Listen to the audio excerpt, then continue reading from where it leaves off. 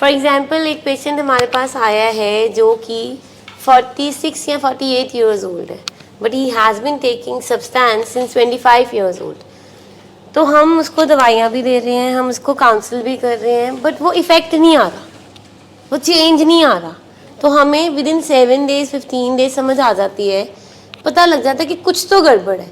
We have all the parameters, हमारे पास psychological assessments होती हैं, साइकोमेट्रिक टूल्स होते हैं, उसमें जब हम देखते हैं कि नहीं नहीं ये कुछ ज़्यादा सिग्निफिकेंट चेंजेस हैं एंड अलार्मिंग साइंस हैं, then we go for MRI। Normally healthily हमें पेशेंट्स जो हमें दिख रहे होते हैं अपने लव्ड वंस, हमें नहीं पता क्या चेंजेस आ रहे हैं। नॉर्मली ये जो बिल्कुल सिंपल लैंग्वेज में है कि हमारे ब्रेन में गड्ढे बढ़ जाते हैं और डिफरेंट एरियाज ऑफ ब्रेन का डिफरेंट वर्क है।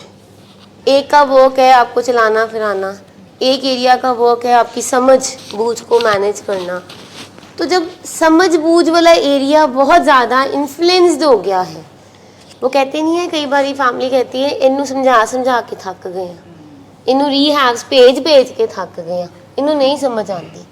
तो वी नीड टू अंडरस्टैंड कि वो जो समझ बूझ वाला एरिया है ना, वो हमारा अफेक्टेड हो गया। अब वो इतना अफेक्टेड हो गया है कि वहाँ से हमें नॉर्मलाइज में जाने में टाइम लगेगा, और हो सकता है 100% नॉर्मलाइज ना भी हुए।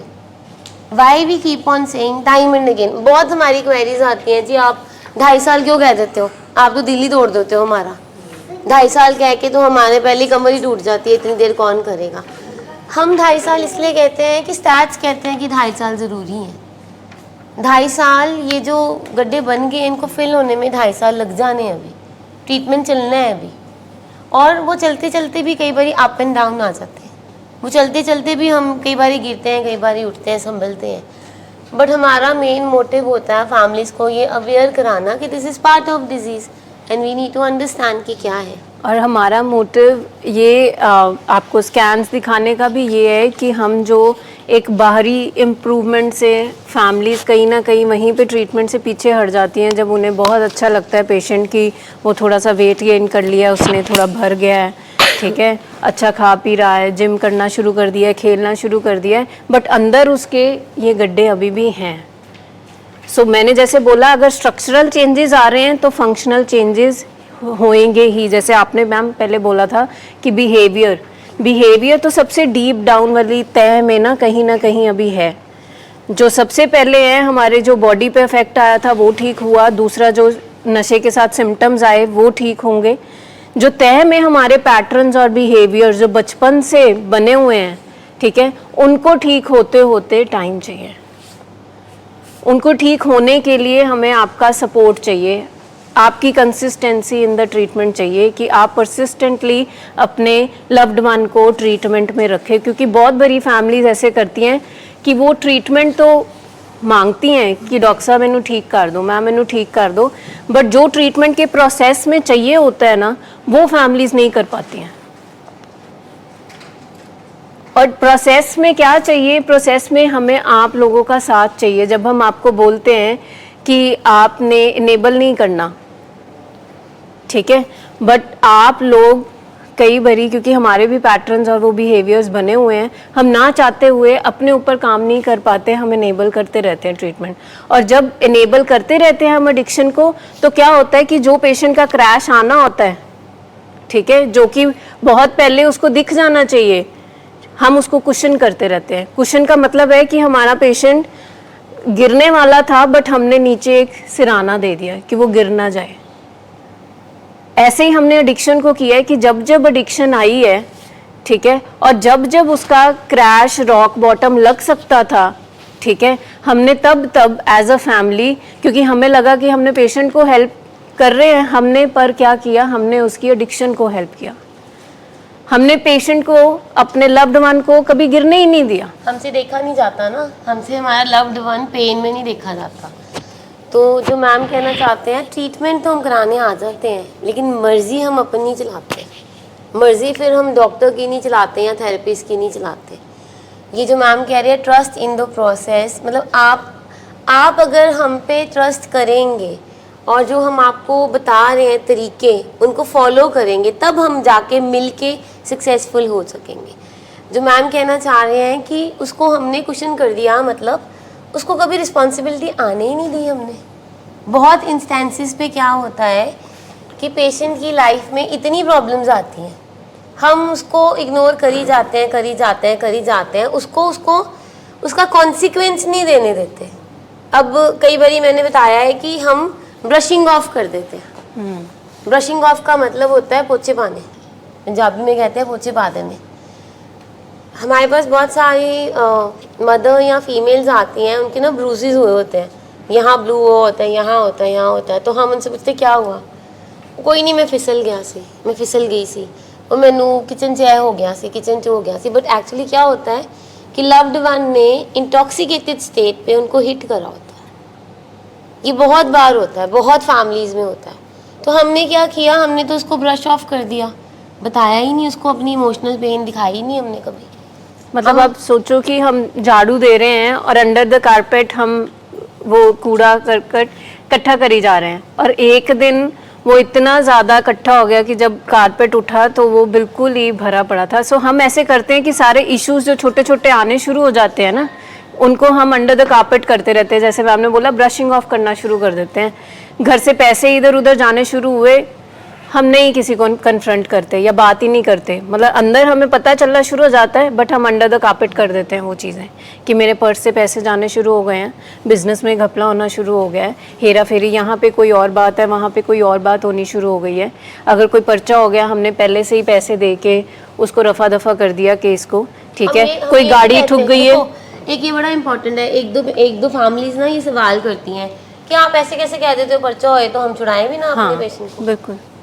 देखो, छुड़ाया आपने अपने लव्ड वन को, लेकिन उसको कॉन्सिक्वेंस तो आने ही नहीं दिया।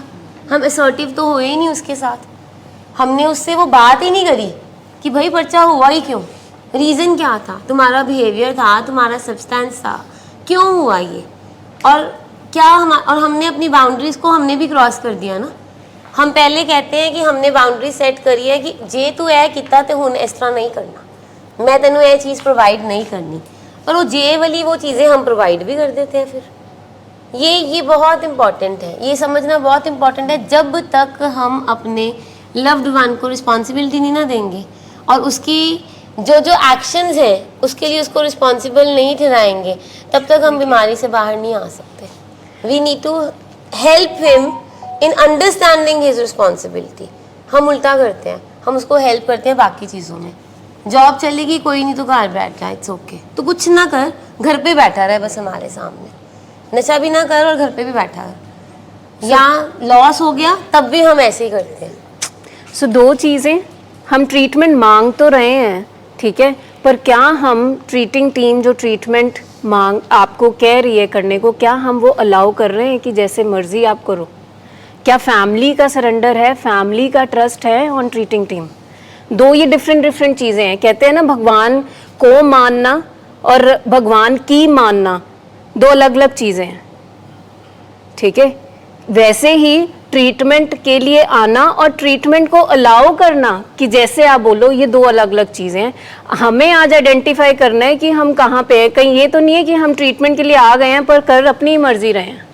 इनिशियली तो स्टेज सबका यही होता है कि दे कम फॉर ट्रीटमेंट, ठीक है। स्टेज 1 तो यही है कि हमें जब पता लगता है कि घर में कोई भी बीमारी आ रही है तो वी गेट क्या करते हैं, स्टेज 1 इज़ कि हम ट्रीटमेंट के लिए लेकर जाते हैं। बट उसके बाद तो अब हमें हैंड ओवर तो डॉक्टर को ही देना पड़ता है ना। अगर वो बोले स्टिचेस लगाने हैं, स्टिचेस लगवाते हैं। अगर वो कहते हैं सर्जरी करनी है, सर्जरी करते हैं। अगर वो कहते हैं जी स्टंट डलवाना है तो स्टंट डलवाना है। वहाँ पे हम सरेंडर करते हैं। दैट मीन्स कि हम ट्रीटमेंट को अलाउ कर रहे हैं डॉक्टर के हिसाब से। जैसे उसने बोला तो हम क्या बोलते हैं, जी ठीक है।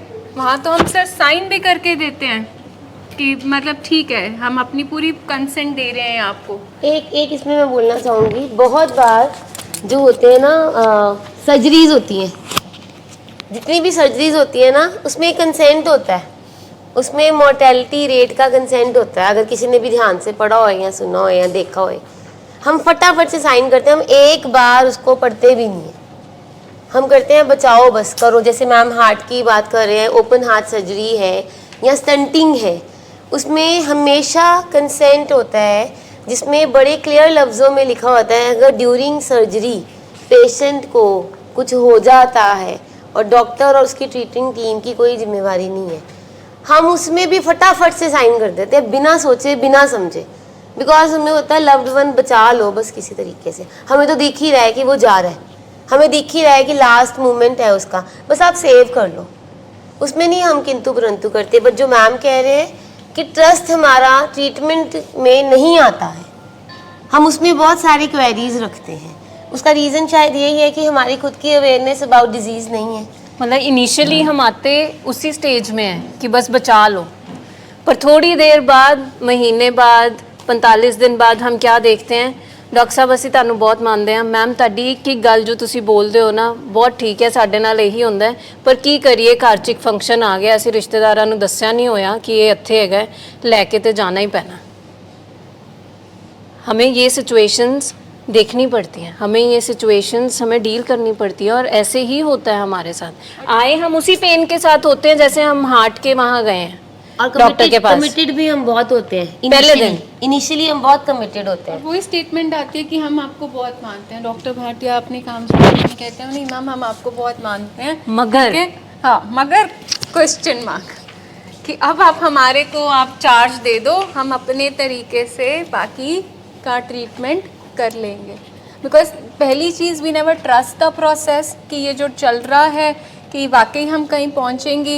दूसरा मतलब क्योंकि ये बीमारी थोड़ी कॉम्प्लिकेटेड है समझने में, तो हम सिर्फ एक शारीरिक स्तर पे बॉडी लेवल पे हम अंडरस्टैंड करते हैं कि अब ये तो ठीक है। हम भूल जाते हैं बीमारी का दूसरा एस्पेक्ट कि जो उसका माइंड से रिलेटेड, जो उसके बायो साइको मतलब रिलेटेड टू हिज माइंड, मतलब बॉडी में ब्रेन में चेंजेस आए हैं तो अब उसके माइंड में भी चेंजेस आ गए हैं। बट हम उस एस्पेक्ट पे हम डॉक्टर को ट्रीटमेंट के लिए अलाउ ही नहीं करते। उसमें हम कहते हैं कि कोई मैजिक वैंड मिल जाए फटाफट he should be all right. मुझे बताइए एक 20-25 साल 30 साल जिसके स्वभाव पक चुके हैं, उसके बिलीफ सिस्टम्स बिल्कुल फिक्स्ड हो चुके हैं, सिर्फ आप उसको मुझे बताइए कैसे चेंज कर दोगे कुछ दिनों में? उस इन्वायरमेंट में उसके पक्के फिक्स्ड एक मतलब नज़रियात बन चुके हैं। मतलब हर फेज़ में एक तय खुलनी है, हर एक फेज़। जितने दिन हम आपको बोलते हैं कि जुड़े रहना, अपने 3 मंथ्स इंडोर है, फिर उसके बाद आपको 2.5 साल हमारे साथ जुड़े रहना है, जो इतना लंबा टाइम, ठीक है, पूरा ये एक WHO का एक प्रोग्राम है जो दिया गया है, हमारा नहीं है। सो हर एक फेज़ में हर एक तय खुलनी है। यहाँ पे एक एक दिन का अपना एक मतलब है। घर जाके जो हम फॉलोअप्स में आपको कहते हैं कि आपने जुड़ना है, उनका एक अलग मतलब है, उसमें अलग अलग तय खुलनी है। जो 2.5 साल आपने हमारे साथ जुड़े रहना है, हर एक टाइम का, हर एक फेज़ ऑफ द ट्रीटमेंट का अपना अपना एक मतलब है। अब 2.5 साल में ये चीज़ है, मैम ने बोला आप डर मत जाना कि 2.5 साल आपको हॉस्पिटल में इंडोर में ही रहना पड़ेगा। मैं बहुत क्लियर कर दूं क्योंकि नॉर्मली ये होता है कि हम 2.5 साल अब मतलब हम उसी हॉस्पिटल जो गए रह गए। 2.5 साल मीन्स कि आप आए, हमें मिले, अपनी लाइफ का बताइए क्या प्रॉब्लम्स आ रही है, कहाँ चैलेंजेस आ रहे हैं, you come take help and go back. That does not means कि आपको ईच एंड एवरी टाइम आपको यहाँ पे इंडोर पेशेंट या एडमिशन चाहिए। इंडोर क्राइसिस वाली सिचुएशन तभी आती है क्योंकि वो हमारी इंपॉर्टेंट वाली चीज़ें लाइफ में फॉलोअप्स हमारे मिस होते हैं, तो हम अर्जेंसी में फिर पेशेंट को रिलैप्स लेके क्राइसिस इंटरवेंशन कराने यहाँ पर आते हैं। So 2.5 years is don't think that कि आप लोग यहाँ पे ही हमारे पास रहोगे। We have seen our patients एक महीने में सिर्फ 1 hour दे कम दे सी कि पहले वो कहते हैं ना अब रिकवरी से उनको रोमांस हो गया, वो कहते हैं जी हम एक बार देख आए, उनको अपने आप को चार्ज कर रहे हैं। सो चार्जिंग योरसेल्फ, आप मुझे बताइए आप 2-4 घंटे के बाद तो आप खाना खा के भी आपकी अपनी बॉडी को चार्ज करना पड़ता है, आपको गाड़ी में पेट्रोल डलवाना पड़ता है, आपको फ़ोन चार्ज करना पड़ता है। उसी तरह क्या आपको माइंड अपना चार्ज नहीं करना पड़ेगा प्रोग्राम के साथ? बीमारी तो अपने पेस में क्रॉनिक चल रही है, तो आपकी चार्जिंग आपकी माइंड की, क्योंकि बायो चलो बॉडी ने तो मेडिसिन को हेल्प कर दिया, आपके माइंड के लिए ये प्रोग्राम ही तो आपकी ऑब्सेशन को कम करेगा, आपके बिलीफ सिस्टम्स को चैलेंज करेगा, आपके बिहेवियर्स को बदलेगा। उसके लिए आपकी चार्जिंग पॉइंट क्या है? आपका प्रोग्राम। कि आप जाइए अपने फॉलोअप पे, अपने काउंसलर, अपने डॉक्टर को मिलाइए उस जगह पे। एंड ट्रस्ट में तीसरा इंटेग्रल पार्ट होता है हमारे ट्रीटमेंट का सर्विस करना। जब आपने कुछ सीखा है, आप उसको जब तक किसी को नहीं सिखाएंगे, आपका ट्रीटमेंट उतना सक्सेसफुल नहीं होगा। मैंने जो सीखा है मैंने आज जो अपनी पेन हंडाई है, आज मुझे वो नए इंसान को सिखाना है, उसे खड़ा करना है, ताकि मैं उसकी पेन से अपनी पेन को रिलेट कर पाऊँ कि मैं भी कल ऐसे आया था और आ सकता हूँ अगर मैंने प्रिकॉशंस ना ली तो इसलिए ये फॉलोअप का पार्ट है कि आप आएँ और सर्विस कीजिए, आप नए मेंबर्स को सिखाइए।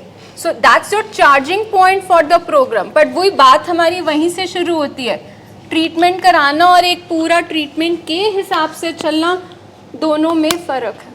और ट्रीटमेंट हम सब करा रहे हैं, पर ट्रीटमेंट के हिसाब से कोई सरेंडर नहीं कर रहा। और अगर हम कहें ना कि आप लोग यहाँ बैठे हो, आप बोलो कि फैमिलीज़ ही क्यों, वाई फैमिलीज़। अगर हम कहें ना कि एक घर है जिस पे मतलब ट्रीटमेंट खड़ा है, जिन पिलर्स पे, आप पिलर्स भी नहीं हो, आप नी हो, नी समझते हैं ना हम, फाउंडेशन, ठीक है, हम नीहे समझते हैं ना, हम जितनी डीप हो, जितनी गहरी हो, जितनी स्ट्रांग हो, वो उस पर खड़ा रहता है घर, ठीक है। हम पिलर्स में ज़रूर आते हैं, मेडिसिन्स हो गई, ट्रीटिंग टीम हो गई, पेशेंट हो गया, ये सारी चीज़ें एक पिलर में आती हैं। बट अगर नी ही स्ट्रांग नहीं होगी, फाउंडेशन ही स्ट्रांग नहीं होगी, तो वो ढर्रा कहीं ना कहीं डगमगाता रहेगा। इसलिए हम फैमिलीज़ को इतना ट्रेन करना चाहते हैं कि आप लोग थ्रू आउट द प्रोसेस, जो हम प्रोसेस आपको बता रहे हैं हमारे साथ जुड़े रहने का, उसमें आप बिल्कुल बरकरार रहो उस फाउंडेशन की तरह, ताकि वो ट्रीटमेंट जो है ना वो डगमगाए ना। क्योंकि ये लाइफ लॉन्ग डिजीज़ है हमारी, क्रॉनिक है, प्रोग्रेसिव है और फेटल है अगर अनट्रीटेड रह जाती है तो ये primary, chronic, progressive and fatal बोलते हैं। प्राइमरी मतलब जीन्स में से आई है, क्रॉनिक मतलब ये चलती रहनी है, प्रोग्रेसिव मतलब किसी भी स्टेज पे बढ़ सकती है, और फेटल इफ़ अनट्रीटेड रह जाती है। क्योंकि अब ये लग गई है बीमारी, जैसे शुगर लग गई है, शुगर आ गई है, डायबिटिक हो गए हो, वो सारी ज़िंदगी डायबिटिक रहना है आपने। अभी तक कोई ऐसा ट्रीटमेंट नहीं आया कि डायबिटीज़ को फुली कंट्रोल कर ले। You will be on insulin, you will be on medication, but you have to prevent. अपनी प्रिवेंशन आपको रखनी है, मेडिसिन बराबर लेनी है, लाइफस्टाइल चेंजेस करनी है। अब वाई फैमिलीज, बिकॉज आपके साथ आपके लव्ड वन ने रहना है। आप देखो, लव्ड वन का रिलैप्स तब होएगा जब आप डगमगा जाओगे। अगर आप डगमगाओगे नहीं तो उसका रिलैप्स नहीं हो सकता।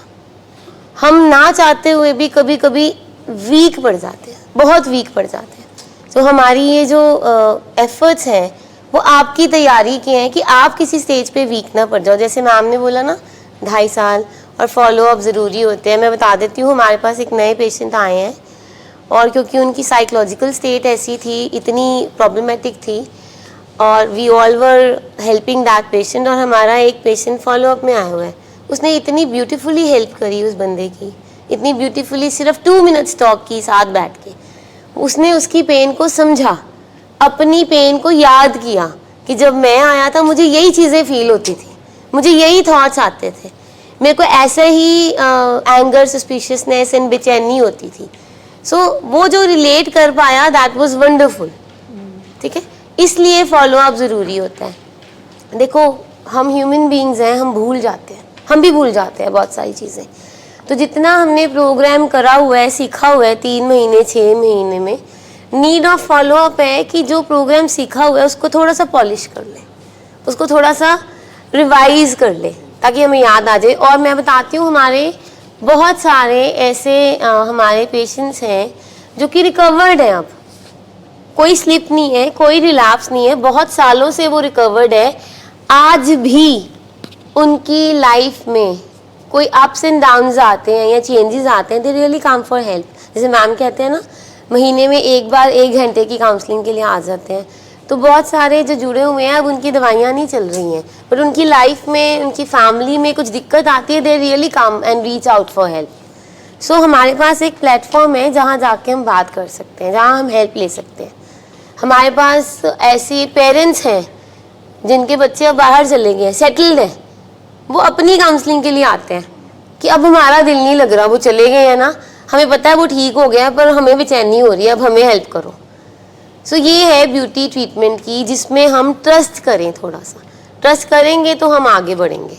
एंड आई थिंक मैम सबसे ब्यूटीफुल बात है, मैंने कई बार बबलीन मैम को बोला कि कई बार कोई हमें सुने, हमारी लाइफ को, मतलब अपने उसके एक्सपीरियंसेस को ध्यान से कोई सुने, मतलब even I long for that कि कोई मुझे ध्यान से सुने, और मेरी लाइफ में ऊपर नीचे क्या क्या हुआ, और मेरे का मतलब कितना उस दिन आपको रिलीफ मिलेगा, बिकॉज बहुत सारी अनसेड और अनहर्ड बातें होती हैं जो आप अपने अंदर रखते हो, एंड यू वांटेड कि कोई सुने, बिकॉज उसको आप अपनी फैमिली के साथ नहीं शेयर कर सकते हो।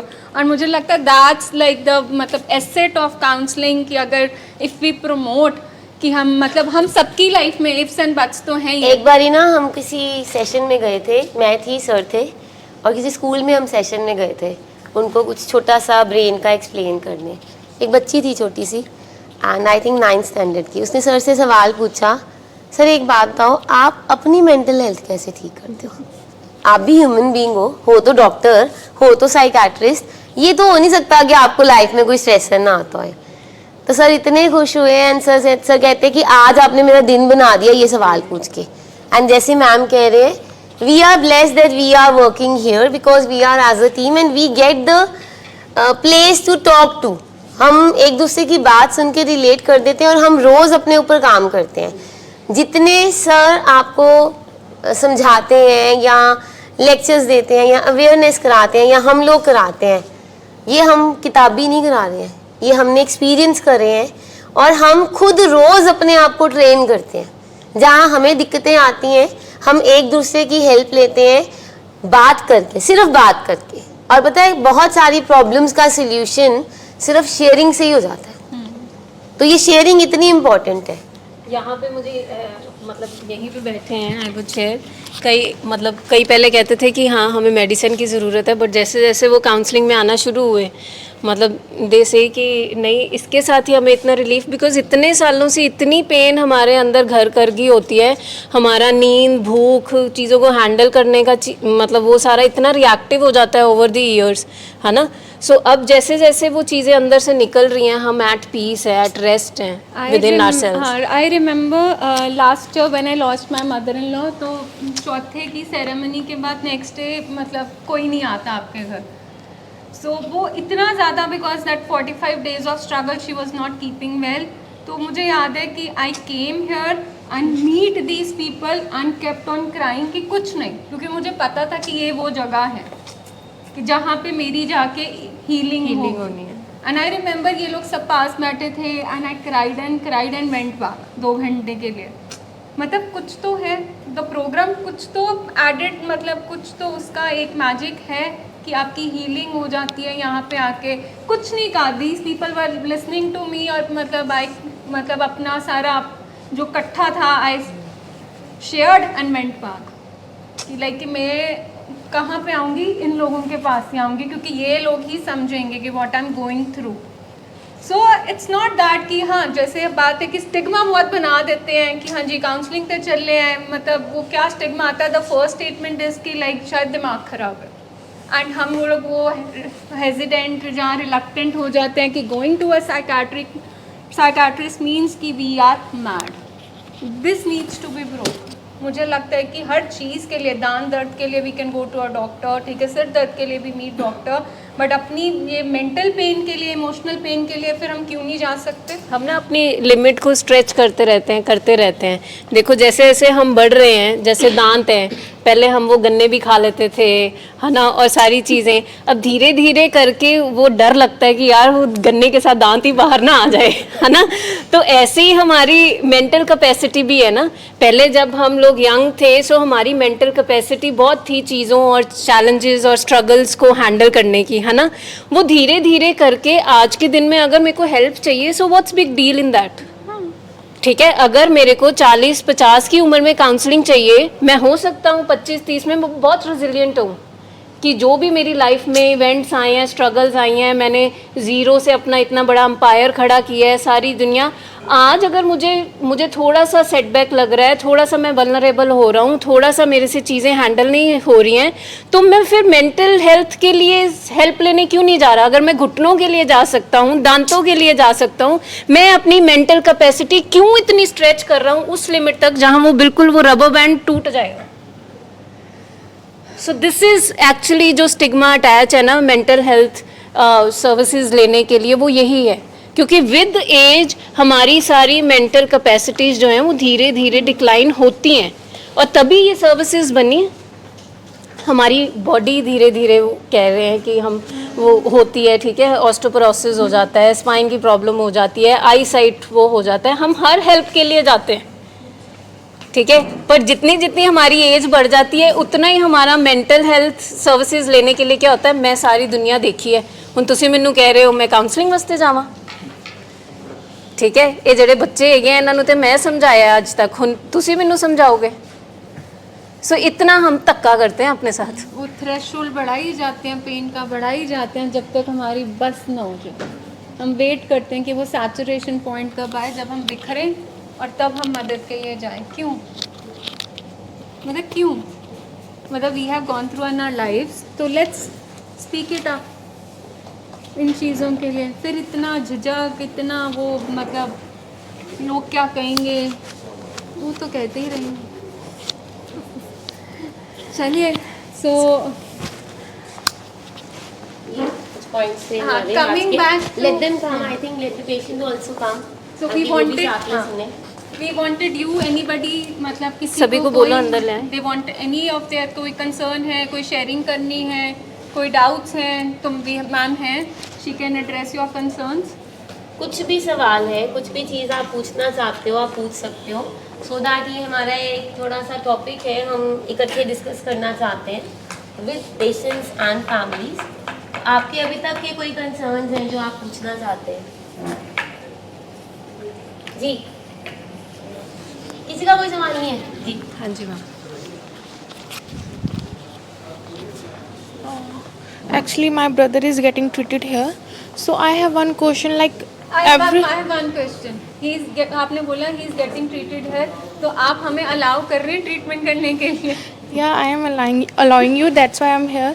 तो मेरे मन में एक हमेशा से ये रहता है कि ट्रीटमेंट तो चल रहा है, but what if his flashback come around, अगर उसकी बैक मेमोरी उसको याद दिलाती है। अब जैसे हम अभी उसको छुट्टी मिलने वाली है नेक्स्ट वीक, तो मुझे ये कि मेरे साथ सेम बेडरूम में आके सोएगा तो इसको याद तो नहीं आ जाएगा कि इस बेडरूम में तो मैं रात में लाइक आई वाज प्लानिंग कि मैं नेक्स्ट मील कैसे लूँ, अपनी ड्रग कैसे करूँ, ये वो।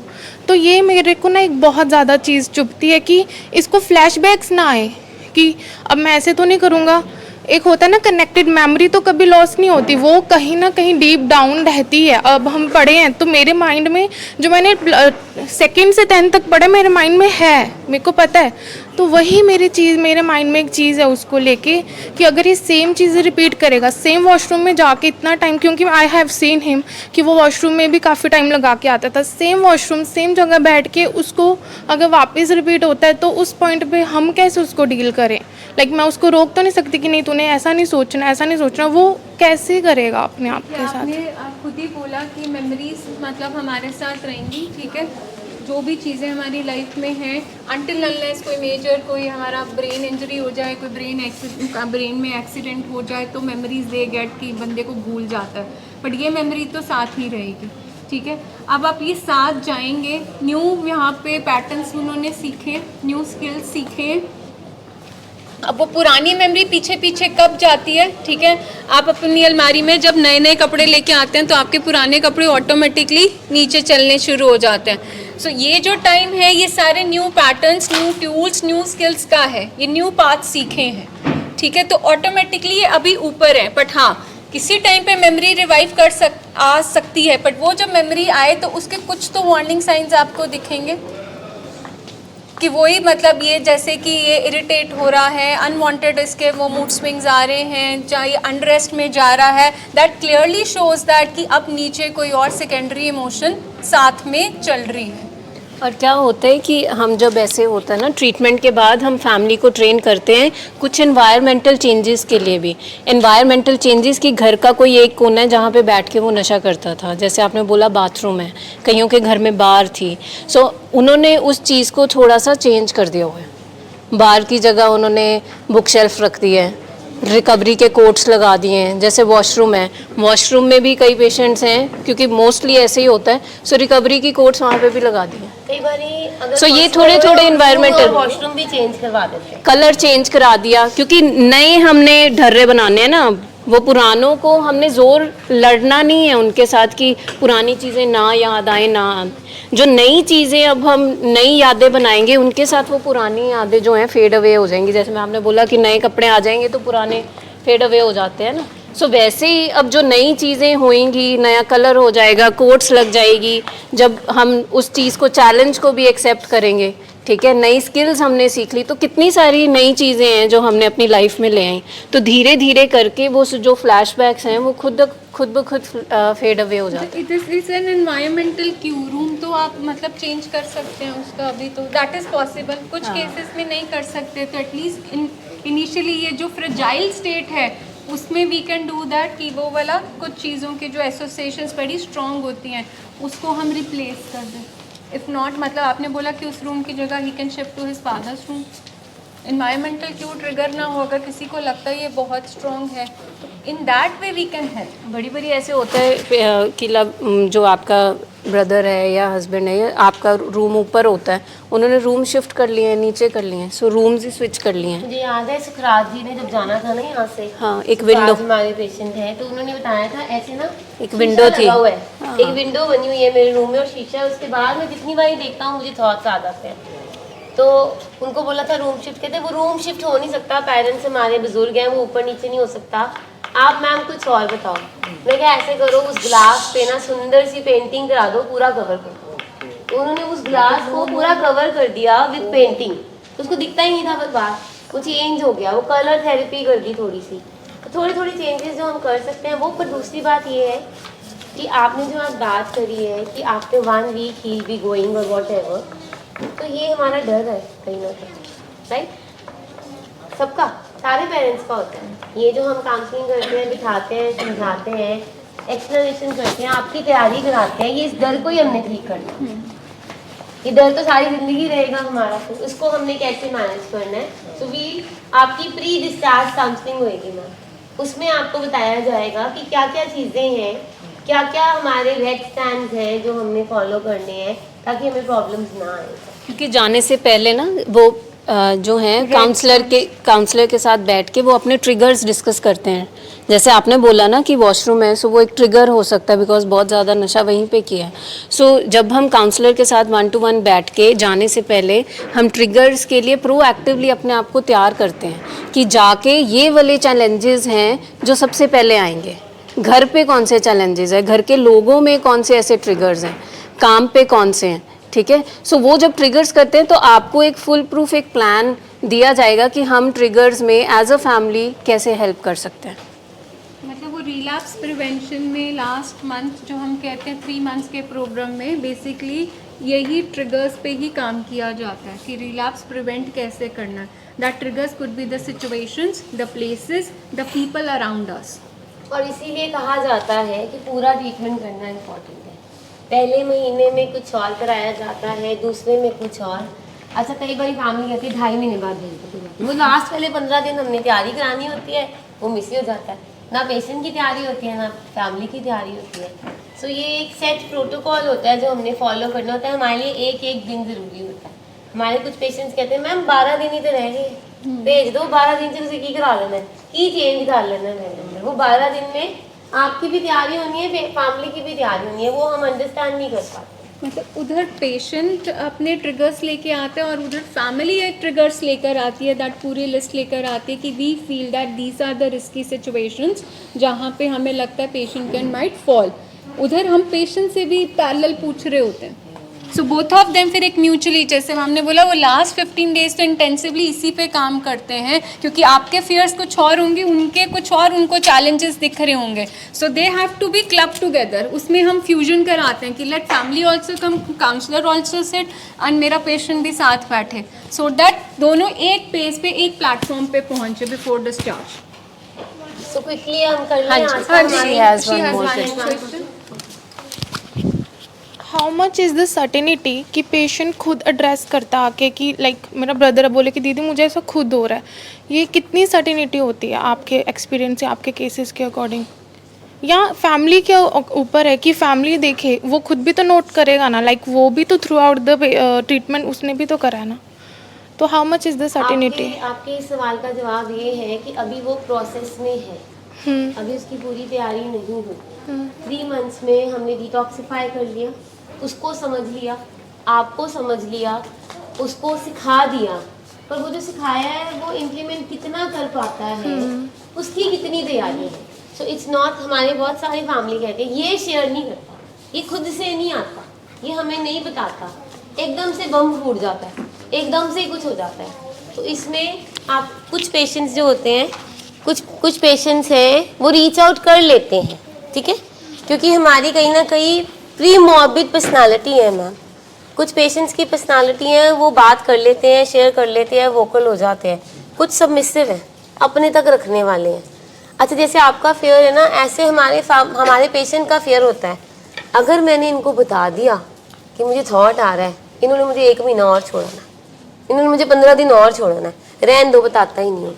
सो ये जो आप सर्टेनिटी बोल रहे हो ना, it depends on how much follow ups you come, ठीक है। आपको जो मैम ने पहले बताया, बबलीन मैम ने, साइन एंड सिम्टम्स आपको दिखने हैं पहले। You are the first one, हमसे भी पहले, इवन ट्रीटिंग टीम से भी पहले फैमिली को पता लग जाता है ये बिहेवियर आ रहा है, पर उसमें फेयरफुल नहीं होना, एंक्शियस नहीं हो जाना। हम क्या करते हैं, हम उसमें फेयरफुल एंक्शियस होके फिर से एनेबलिंग प्रोवोकिंग करते हैं। हम फिर से वही कहते हैं, ए आ गया ना तेरा गुस्सा, ए काम खराब ही है, तो कुछ करके ही आया होएगा, जब उसने नहीं किया हुआ, ठीक है। हमने उस टाइम पे अपनी ट्रीटिंग टीम से हेल्प लेनी है। आप हमें कॉल कर सकते हैं, अगर आपका फॉलोअप हफ्ते बाद है, आप पहले सेशन बुक करके आ सकते हैं। अगर आपको लग रहा है कि लव्ड वन नहीं आ रहा, आप आ सकते हैं अपने कंसर्न्स लेके, राइट। तो ये शेयरिंग कर रहे हैं नहीं कर रहे हैं, आपको इस प्रोसेस में पता चल जाएगा जब वो घर जाएगा, फॉलोअप के लिए आएगा, क्योंकि यही कंसर्न्स हमने एड्रेस करने हैं फॉलोअप पे। इसीलिए फॉलोअप्स इम्पॉर्टेंट हैं, ताकि ये शेयरिंग नहीं कर पाया सो हम और जोर दें कि वो कैसे शेयरिंग कर सकता है। जैसे हमने आपके आने से पहले शायद ये ब्रेन के स्कैन डिस्कस करे, जैसे जैसे ये गड्ढे भरने हैं ना, वैसे वैसे उसने रीच आउट करना शुरू कर दिया। अब वो पेशेंट टू पेशेंट डिपेंड करता है। कुछ लोग 3 मंथ्स में ही कर लेते हैं, कुछ लोग को 6 मंथ्स लगते हैं, कुछ लोगों को 1 ईयर लग जाता है समझने में, पहुंचने में वहाँ पे। इसीलिए इसको प्रोसेस कहा जाता है।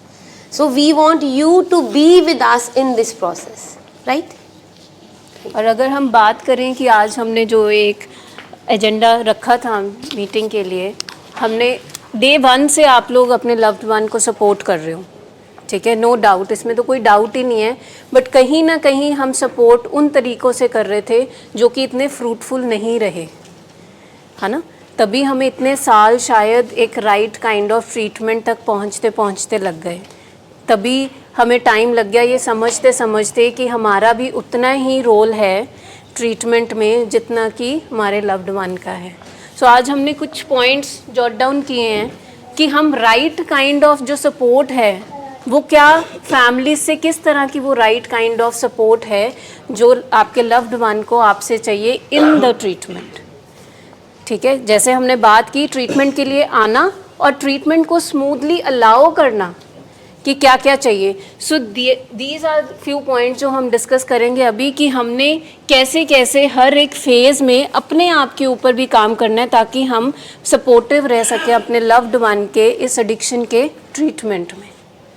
सो सबसे पहला पॉइंट है कि स्टॉप लिविंग इन डिनायल।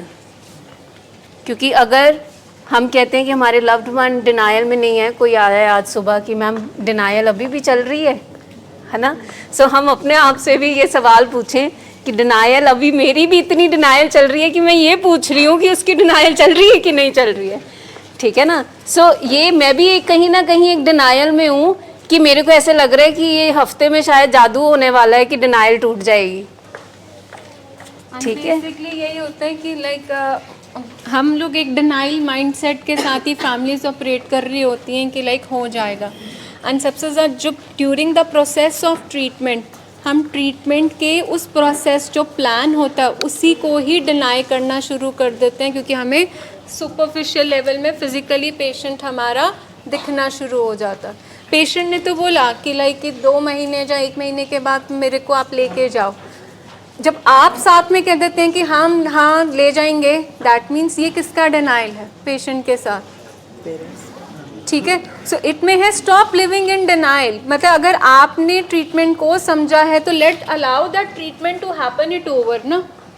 अगर ट्रीटमेंट की एक ट्रीटिंग टीम आपको कह रही है कि this certain number of days का प्लान है, तो फिर ये मेरा डिनाइल नहीं है कि मैं उसको 1 महीने के बाद या 2 महीने के बाद कह रहा हूँ डिस्चार्ज, मैं दवाइयाँ उसकी बंद करवा रहा हूँ, मैं उसके फॉलोअप्स बंद करवा रहा हूँ। दैट क्लियरली शोज़ दैट कि मैं कौन से सेट में काम कर रहा हूँ, मैं भी डिनाइल माइंड सेट से ही काम कर रहा हूँ, रादर देन कि जब हम उनके बारे में पूछ रहे हैं कि they are in denial, you पहले वी नीड टू आस्क मेरा डिनाइल कहीं तो वापस तो नहीं आ रहा, मेरा डिनाइल तो नहीं टूटा। और होगा क्या, सेकेंड या थर्ड जो उसका फॉलोअप होता है, चौथे फॉलोअप पे कहते हैं छड़ पर हूँ 10 दिन नहीं हूँ मैडम 20 दिन दी काट दो। अब ये किसका डिनाइल है मुझे बताओ। वो तो पहले जैक लगाने की कोशिश कर रहे हैं और जैक को खोलता कौन है। देखो अगर हम समझने की कोशिश करें किसके डिनाइल से हमें बहुत ज़्यादा नुकसान होगा, आर डिनाइल, हाँ उचित बोलो थोड़ा, फैमिली की डिनाइल से, क्योंकि वो उनको तो डिजीज है ना, हम भी मिनिमाइज ठीक आ जाते है। हैं। उनको हम कह रहे हैं कि अगर वो इलनेस है सो हमारे अंदर भी तो शैडो इलनेस है ना, ठीक है। हमें उनकी बीमारी दिख रही है, उनकी डिनाइल दिख रही है, जिससे कि उनका तो एक प्रोसेस है, जैसे जैसे मेडिसिन काउंसलिंग प्रोग्राम करेंगे उनकी डिनाइल धीरे धीरे देखेंगे। बट एज अ फैमिली ठीक है, हमारे लव्ड वंस को ज़्यादा खतरा हमारी डिनाइल से है। अब आप देखना कि अपने आप से क्वेश्चन कीजिए कि मैं उसके बिहेवियर्स को जस्टिफाई तो नहीं कर रहा, मैं उसके बिहेवियर्स को हाइड तो नहीं कर रहा। मतलब बीइंग लाइक एक पेरेंट का एसोसिएशन है, पार्टनरशिप है, एम आई हाइडिंग उसके बिहेवियर, मैं जस्टिफाई कर रहा हूँ उसकी वो काउंसलिंग टीम को कि मैडम इसलिए नहीं आ पाया, काम था, जहाँ कोई गल नहीं 2 दिन दे तुसी होर दे दो, ठीक है। वो झोना खेती वो सारी चीजें याद आ जाती है बाद में फॉलोअप्स में। हुन झोना लाने वाला है, हुन काम गए, हुन सीजन गए। जैसे आप बोल रहे हैं किसी पेशेंट को साल भर भी लग जाता है तो क्या ये नहीं हो सकता कोई 2 महीने में भी ठीक हो जाए, महीने में भी हो जाए, ये भी तो होता होगा। देखो नहीं, जो प्रोटोकॉल वही बात कर रही है ना, ये मिनिमाइजिंग होगी मैम। ओके देखिए हमारे लव्ड वन ने नुकसान कितने करे हैं पहले हम ये देखते हैं, ठीक है। Again I will come to the same point, ये जो हमने बात करी है ब्रेन के गड्ढों के स्ट्रक्चर की, जो हमें पता ही नहीं है, हमें पता ही नहीं है क्या चेंजेस है। अब हमारा लव्ड वन इमोशनल मास्किंग भी तो कर सकता है। आपको 1 महीने बाद 2 महीने बाद वो गुडी गुडी बता सकता है, I am all right, I am thinking very clearly, very logically, right. और वो आपको लॉजिक्स देगा भी। वो लॉजिक्स क्यों देगा कि बेसिकली है तो वो बहुत इंटेलिजेंट ना। सारे हमारे सारे जो पेशेंट्स हैं they are magicians, I always say. वो इतने मैजिशियंस होते हैं और इतने उनकी लॉजिक्स होते हैं ना, वो हमें भी लॉजिक्स में डालते हैं कई बार। तो जो ये प्रोटोकॉल है ना, देखिए बहुत सारे अभी हमारे बीच में जो बैठे हुए हैं पेरेंट्स, इलाज कईयों ने बहुत बार ही कराए हैं, बहुत सालों से भी करा रहे हैं, हमारे साथ जुड़े भी हुए हैं, पर क्या हमने वो इलाज पूरा किया? हम क्यों सक्सेसफुल नहीं हुए? क्योंकि वो इलाज अधूरा रह गया। देखो मैम, सारी बातों में अभी हमने अपने पर्सनल एक्सपीरियंसेस भी शेयर कर रहे हैं, तो मेरा पर्सनल एक्सपीरियंस भी यही है। Over the years I have been attached to so many families, so many recovered families.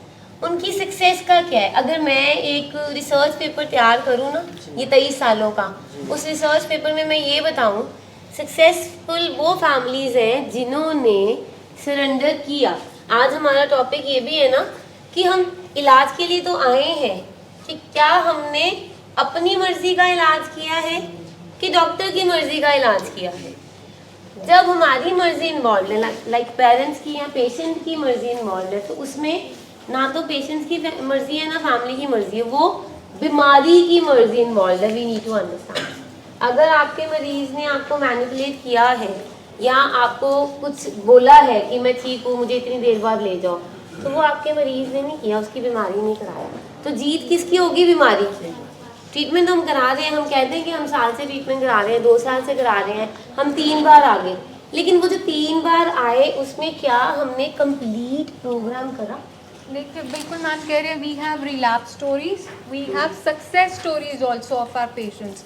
अब रिलैप्स स्टोरी और सक्सेस स्टोरी पेशेंट हमें लगता है पैरेलली आए थे, कोई 15 दिन कोई 1 महीना, बट डिफरेंस क्या दिखता है, एक सिर्फ इलाज कराने आए थे और एक इलाज के हिसाब से उसने अलाउ किया कराने के लिए। और इसीलिए रिलैप्स स्टोरी और सक्सेस स्टोरी में हमें अंतर दिख जाता है कि एक फैमिली बीइंग ट्रीटेड और एक family let the treatment be allowed in that वे। तो दोनों में फिर फ़र्क लग सकता है। ये 23 सालों में मैम कह रहे हैं, तो she can clearly make out कि जो इलाज कराने आए थे और जिन्होंने इलाज की प्रतिशत उसकी वो मानी। हम जब जाते हैं ना कहीं पे भी गुरुद्वारे मंदिर जाते हैं, हम कभी वहाँ पे शर्तें नहीं रखते, हम खुद फुल फेथ और सरेंडर से जाते हैं। हम बस अपने आप को सौंप देते हैं भगवान को या परमात्मा को, उसमें हमारे इफ्स बट्स किंतु परंतु नहीं होता। But I am really sorry to say, जब हम इलाज के लिए आते हैं हम कहते तो यही हैं कि सर हम आपकी सारी बातें सुनते हैं, हम आपकी सारी बात मानते हैं। कुछ हमारे पास आते हैं, हम कहते हैं हम 6 महीने से आपके यूट्यूब पे सुन रहे हैं, हम इतना ज़्यादा इन्फ्लुएंस्ड हैं। तो जैसे ही इलाज शुरू होता है, ठीक है, इवन फैमिलीज़ की तरफ से वो पैटर्न उतना ही नीचे चला जाता है, डीप डाउन चला जाता है। वो इसलिए चला जाता है क्योंकि बीमारी ओवर पावर कर लेती है।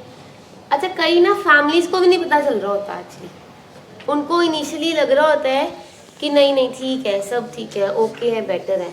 After some time, maybe 6 months और सो, मे बी 3 months, वो जब बीमारी दोबारा से पूरा रूप लेती है ना, भयंकर रूप जिसको हम कहते हैं, फिर उनको लगता है नहीं यार गलती हो गई, सही बात है, उस टाइम पे बोला गया था, उस टाइम पे कहा गया था, वो चीज़ हमने नहीं करी। एंड हम तो बोल रहे हैं ये ज़बरदस्त है बीमारी, क्रॉनिक है ये। और coming back to your simple सा सवाल जो आपने किया कि कोई 1-2 महीने में नहीं ठीक हो सकता, नहीं, सिंपल क्वेश्चन का सिंपल आंसर, 3 months बिकॉज हम एक बीमारी के लिए आए हैं, उसके लिए एक कोर्स ऑफ ट्रीटमेंट बना है, उससे पहले नहीं ठीक हो सकता। और मैम एक सिंपल सा इसको और सिंप्लीफाई करती हूँ, एक लेडी प्रेग्नेंट है, 8 month में उसकी सोनोग्राफी हुई, डॉक्टर्स ने बोला बच्चा बिल्कुल हेल्दी है। Do you ask the doctor to deliver the child right now or you wait for the 9 months? हम 9 महीने पूरा वेट करते हैं ना, चाहे 8वें महीने उसकी अल्ट्रासाउंड बिल्कुल ठीक आई। उसी तरह हमें पेशेंट अगर यहाँ ठीक भी लग रहा है, पर क्या हम यहाँ पे वेट ना करें फिर 3 महीने का अगर प्रोग्राम बोला गया है कि हम वो 8वें महीने की तरह कहीं डिलीवरी कर दो जी, डिस्चार्ज कर दो जी। बिल्कुल, क्योंकि हर जैसे उसमें हर ट्राइमेस्टर का अपना एक वो अहम हिस्सा है ना, वैसे ही इसमें हर एक महीने हर एक दिन का अहम हिस्सा है। इसका तो मैं बड़ा अच्छा एग्जांपल बता देती हूँ अपने साथ ही। मेरे और मेरे बेटे के बर्थडे डेट में सिर्फ 10 दिन का फर्क है।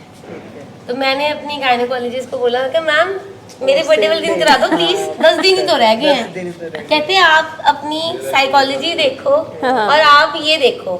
उन्होंने मुझे बिठाया, समझाया, because I am not into gynaec, मुझे पता ही नहीं है कि क्या है क्या नहीं है। उन्होंने मुझे 10 दिन का इम्पोर्टेंस बताई, ठीक है, उस 10 दिन की इम्पोर्टेंस बताई कि अगर 10 दिन पहले हो गया उसके लंग्स अनडेवलप रह जाने हैं, उसको प्रॉब्लम आ जानी है। और माँ का बर्थडे और बेटे का बर्थडे सेम नहीं होना चाहिए, कोई मैटर नहीं रखता। 2 पार्टीज बनती है ma'am, it was just a question. मैं मतलब बड़ी क्यूरियोसिटी से उनके पास गई, मैं कहा मैम हो नहीं सकता ये 10 दिन पहले देखो अगर तभी आपका सवाल समझा और उसका बिल्कुल स्पष्ट सवाल था, स्पष्ट उसका जवाब कि नहीं पॉसिबल है।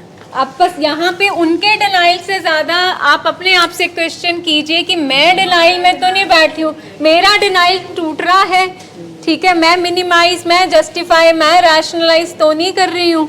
मैं कहीं ये उम्मीद लगा के तो नहीं बैठी हुई हूँ कि हाँ ये कुछ दिनों में ठीक होने वाली बीमारी है, ठीक है, टाइम तो लगना है। चलिए नेक्स्ट आते हैं, डोंट इनेबल देयर बिहेवियर। मतलब आप someone if you are supporting उनकी एडिक्शन में, उनके ट्रीटमेंट में, तो नंबर 2 जो एक वो मतलब आपके लिए मस्ट एक स्टैंड है कि उनके बिहेवियर्स को इनेबल, मतलब जो वो काम कर सकते हैं, जो वो कॉन्सिक्वेंसेस उन्हें बियर करने चाहिए, लेट देम डू इट। आप उनके हिस्से की ना रिस्पॉन्सिबिलिटी लें, ना उनके हिस्से का कचरा उठाएं, ना उनके हिस्से के जो चीज़ें उन्होंने फैलाई हैं उनको साफ़ सफाई में ना लगे। और हमारी एनेबलिंग तो इतनी होती है कि अगर उसको ठीक करने के लिए हमें दवाइयाँ खानी पड़े ना, हम तो वो भी तैयार हो जाए, ठीक है, कि हमारे बच्चे को दवाई भी ना खानी पड़े, हम ही खा लेते हैं। ठीक है, इतनी ज़्यादा एनेबलिंग होती है। यहाँ पे कॉलिंग आए और वो कहे कि मम्मी मेरा दिल नहीं लग रहा, और मम्मी कहे कि नहीं बेटा मैं आनी हाँ मिलन वास्ते तेनू ले भी जानी हाँ, ये क्या बिहेवियर हुआ फिर? हमने दिल नहीं लगना, दिल नहीं, इस बीमारी में दिल नहीं लगता, किसी का नहीं लगता। जहाँ मर्जी जितना मर्जी आप उनको फैसिलिटीज 5 स्टार 7 स्टार। इम्पोर्टेंट बात आपको भी और हमारे पेशेंट्स को भी, ये जो पेशेंट हमें ये कहते हैं ना आके फर्स्ट डे, मैम मैं अपनी मर्जी से आया हूँ, मैं पूरा ठीक होने आया हूँ, मैं 3 महीने, तीसरे दिन ही उनका दिल लगना बंद हो जाता है। राइटली सेड, ऐसी होता है ना, ये दिल नहीं लगता। हम अपनी मर्जी से आए या हम फैमिली की मर्जी से आए, इस बीमारी में दिल नहीं लगता। हम दिल नहीं लगाने आए हैं, हम एक प्रोसेस में आए हैं, ट्रीटमेंट कराने आए हैं, that is very much important. और आई थिंक हम लोग कभी भी किसी हॉस्पिटल में एडमिट हुए, हम वहाँ दिल लगाने नहीं जाते हैं, हम वहाँ ठीक होने जाते हैं। तो जब ये लोग आपको स्टेटमेंट देते हैं कि हमारा दिल नहीं लग रहा, तो हमारा दिल धक धक धक धक धक क्यों करता है? हॉस्पिटल में भाई कोई दिल लगाने नहीं गया, वो अपना इलाज कराने गया है, दिल लगी के लिए थोड़ी है ये हॉस्पिटल। मतलब हर एक सवाल के पीछे ना आप एक डिनायल देखोगे, खूबसूरत से फॉर्म में ना डिनायल आ जाती है। और डिनायल सबसे बड़ी तो ये है कि हम इसको बीमारी समझ रहे हैं, कन्विंस हैं कि नहीं है, वो डिनायल आ जाती है हमारी। बाकी सारी बीमारियों के लिए एक कॉल जाती है पेशेंट की तरफ से, आज मैंने कच्ची रोटी मिल गई है, आज मैंने ठंडी सब्जी मिल गई है, आज मैंने ये नहीं मिला। हम फटाफट अगले दिन नहीं, हमारे वो सारे प्रोमिसेस खत्म हो जाए। मैडम ऐसे कैसे, हम इतने पैसे दे रहे हैं, आप हमारे बच्चे को कच्ची रोटियां दे रहे हो, आप टिंडे खिला रहे हो। अब हम घर से बिरयानी बना के लाते हैं। नहीं, टिंडे तो नहीं। तो ये बड़ा इंपॉर्टेंट है हमारे लिए, वो सारे नॉन इश्यूज हैं। दिल नहीं लगना, हमने ठीक होना है। जब किसी को हार्ट अटैक आया होता है या डॉक्टर ने मना कर दिया होता है, वेरी सीरियस, बहुत सीरियस है ये, कि जब डॉक्टर्स मना कर देते हैं ना आपके लव्ड वन को कि अब बस खत्म है, तो मुझे तो नहीं लगता हमें भूख सूझती है या हमें खाने को सूझता है। हमें याद नहीं आती वो सब चीज़ें। हमें जो मिल रहा होता है, कोई रिलेटिव भी लेके आ रहा होता है, हम वही खा लेते हैं। चाय मिलती है नहीं मिलती, पानी मिलता है नहीं मिलता, हम बस लगे होते हैं पूरी एफर्ट्स के साथ, डॉक्टर साहब प्लीज़ बचा लो। हम प्रेयर्स भी बड़ी कर रहे होते हैं उस टाइम पे। सो ऐसे ये डिजीज़ है, इसमें भी उतनी हमारी कंसिस्टेंसी चाहिए उसको ठीक करने के लिए। So next way to support your loved one is कि learn about addiction। जितना ज़्यादा हम इस बीमारी के बारे में समझेंगे, अपने आप को एजुकेट करेंगे, उतना ही इजी हमारे लिए होगा उनको सही तरीके से सपोर्ट करना। ठीक है, हम गुमराह नहीं होंगे कि हमने अब क्या करना है, हमारी तैयारी पूरी होगी। डिजीज कॉन्सेप्ट समझिए, बीमारी का नेचर क्या है, बीमारी का कोर्स क्या है, बीमारी Symptoms के क्या है? सिम्टम्स क्या हैं, बीमारी के करेक्टरिस्टिक्स क्या हैं, ये आपको जानना होगा, तभी आप कर सकते हैं ना। बीमारी मतलब डेंगू मलेरिया की तरह है कि बीमारी क्रॉनिक है, मतलब बीपी अस्थमा की तरह है। तो ये तो जितना आप अपने आप को साइको एजुकेट करोगे इस बीमारी के लिए, उतना आसान आपका उनको डील करना हो जाएगा। फिर हम ये सवाल नहीं पूछेंगे कि आज भी जी करता है, तेरा क्रेविंग आंधी भी है, आज भी तेरा वही स्वभाव है। दैट मीन्स कि हमारी कहीं ना कहीं साइको एजुकेशन अभी भी सफिशेंट नहीं हुई। लर्न एज मच, बैठिए इस सपोर्ट मीटिंग्स में, ये मीटिंग्स का एजेंडा ही यही है ताकि we can psycho educate the families about addiction का नेचर एंड कोर्स क्या है, बीमारी है क्या। क्योंकि बाकी बीमारियों में हमने फटाफट देखा है, गोली खाई आराम मिल गया, और यहाँ पे गोली खा के भी आराम नहीं मिल रहा और हम परेशान हैं। सो दैट मीन्स कि हमने कहीं ना कहीं बीमारी का कोर्स नहीं समझा, नेचर नहीं समझा। So, जितनी तैयारी होगी जितनी तैयारी होगी उतना ही हमारे जो डर हैं, ठीक है, वो हमारे हेल्दी बस डर रह जाएंगे, वो वाले डर नहीं होंगे जो हमें हैंडीकैप कर देंगे। ठीक है। अच्छा, आप में से कितनों ने ट्रीटमेंट में आने से पहले एजुकेशन मटेरियल इकट्ठा किया था? कितनों ने आने से पहले पढ़ाई की थी कि एडिक्शन क्या होती है, या यूट्यूब चैनल पे ही सुनना शुरू कर दिया था कि ये क्या है? चल, पर मोस्टली गूगल हुई होंगी दवाइयाँ। हाँ, यही कहना चाहती अच्छा, आप मुझे बताओ कितने लोगों ने गूगल की है दवाइयाँ? ये जो प्रिस्क्रिप्शन जो में हम दवाइयाँ हैं, ड्रग्स देते हैं उसको हम सबसे पहले आज Google तक करते हैं। जितने भी ट्रीटमेंट्स आपके लव्ड वंस ने लिए हैं और जितनी दवाइयाँ खाई हैं, वो किस किस ने गूगल करी हैं? कि जाके देखे थे सी मैडम ने 4 दवाइयाँ लिख के हमने दे दी दवाइयाँ हैं। गूगल कर ली, लेकिन हमने बीमारी क्या है इसको कभी नहीं गूगल किया। हम एजुकेट तो कर रहे हैं अपने आप को, पर हम नहीं, आने से पहले वही ना आने से पहले की एडिक्शन क्या है, क्यों इंसान क्रेव करता है, क्यों उसका रेपिटेटिव बिहेवियर है, क्यों डिपेंड हो गया है, ये इफ्स एंड बट्स क्यों नहीं चले, क्यों नहीं सुनता, क्यों स्वभाव बदल गया, ये हमने कभी सर्च किया गूगल पे? क्योंकि हमारी तैयारी नहीं है ना, हमने उतनी नॉलेज ही नहीं गेन करी। ये जो बताया जा रहा है ये वाला स्टेप कि आपकी अपनी कितना आपने लर्न किया अपने एडिक्शन के बारे में, आपको कितनी समझ है। एंड मेरे ख्याल से बहुत सारी फैमिलीज हमें ये आके कहती हैं कि जब हम काउंसलिंग सेशंस में बैठते हैं तब हमें समझ आई। अब हम पूछते हैं ना सबसे पहला सवाल कि आपने क्या सीखा, तो कहते हैं हमने ये सीखा कि ये बीमारी है, हमें पहले पता ही नहीं था, हमें तो लगता था आदत है। पहले तो हमने सर्च किया होगा घर बैठे नशा छुड़ाएं। कौन सी ऐसी दवाइयाँ आयुर्वेदिक दवाइयाँ मिलती हैं जो घर ला के हम पेशेंट को ठीक कर सकते हैं। पहले तो ये सर्चेज होंगी। हमने भी यही सोचा, बिल्कुल, मैं वही बोल रही हूँ। किसी डॉक्टर के पास ले जाएंगे और मेडिसिन चलेगी, ठीक हो जाएगा। नहीं वो आता ना, नशा छुड़ाने के 10 आसान तरीके खोजें, गूगल हिंदी में कहते हैं वो इसको मैं देखो यहाँ पे लोगों ने लिख के भी लगाया हुआ है, नशा छुड़ाओ हमारे पास आओ, नालामाला चौक पे भी। नहीं, हमारे पास आने की भी जरूरत नहीं है, घर बैठे नशा छुड़ाएं। इससे इजी वे क्या है, हमें तो कंफर्ट जोन चाहिए ना। वो मामा जी ने कहा है फलानी जगह वो चाड़ा कराया है, इन्हें ठीक हो जाए। कहने का मतलब है कि हमने फैक्ट्स एंड फिगर्स कोई नहीं इकट्ठे करे, हमने अपनी ये जो बीमारी है नशे की, इसके बारे में कभी ना पढ़ा ना सुना, ना हमने तैयारी की उसकी। ये बहुत इम्पोर्टेंट है, क्योंकि सर कहते हैं कि अगर मैंने प्रिस्क्रिप्शन लिखनी है फैमिलीज़ के लिए तो मेरी प्रिस्क्रिप्शन है कि 90 दिन मीटिंग्स अटेंड करनी है। प्रिस्क्रिप्शन में दवाइयाँ लिखते हैं ना, सो अगर आपने ये बीमारी को देखना है, मैनेज करना सीखना है, तो फैमिलीज़ के लिए सर कहते हैं मेरी प्रिस्क्रिप्शन ये होगी कि 90 दिन मीटिंग्स अटेंड करो। कहाँ 90 दिन आके मीटिंग अटेंड करनी, कहाँ घर बैठे नशा छुड़ाएं, है ना? कौन कहते हैं यार कौन जाए मीटिंग्स में? वो तो सर तो कहते हैं ट्रीटमेंट तो पेशेंट का बाद में शुरू करता है। Let family set 90 days here, each and every day की मीटिंग अटेंड करें ताकि वो तो जाने क्या है बीमारी। 90 डेज का उनका प्रोग्राम से पहले 90 डेज का प्रोग्राम आपका।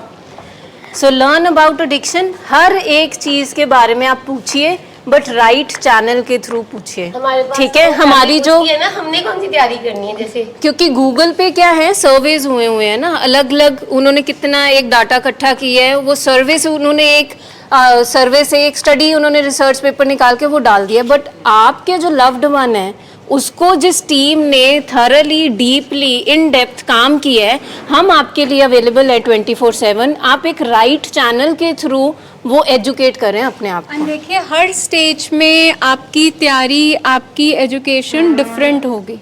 यू कांट सेकंड स्टैंडर्ड का सिलेबस आप 10th तक नहीं चलते हैं। सो बी वेरी श्योर दैट कि इनिशियली फर्स्ट मंथ में आपकी तैयारी कुछ होगी, दूसरे महीने कुछ, पेशेंट यहाँ से जाएगा कुछ, 6 महीने बाद कुछ, साल बाद कुछ। क्या आप उस तैयारी के लिए तैयार हैं? That is going to be very important कि अपने आप को जब आपने अपडेट करना है, एजुकेट करना है, तो हर एक स्टेज की तैयारी डिफरेंट होगी। इनिशियली 1 हफ्ता पहले आपकी टफ ट्रेनिंग होगी, टफ तैयारी होगी, आपकी टच एंड गो होगा। 3 महीने के बाद आपका फेस ऑल टुगेदर एक डिफरेंट होगा, आपको सपोर्टिव बनना पड़ेगा, ठीक है? सो हर एक स्टेज में उस काउंसलर को लूप में लेके आप अपने लव्ड वन की हेल्प कीजिए। The next is line up resources. Line up resources मतलब कि यहाँ पर इलाज कराना है तो सबसे पहले क्या रिसोर्स होगा? टाइम चाहिए मुझे, मेरा एनर्जी चाहिए, मेरी तैयारी प्रिपरेशन चाहिए, financial resources, financial, time, energy, money, मतलब एंड योर मतलब इमोशनली अवेलेबिलिटी यहाँ पर पेशेंट के लिए। आपके पुराने ग्रजेस, ठीक है, वो डिज़ोल्व होंगे, आपकी पुरानी हील, क्योंकि living with an addict is always very exhausting.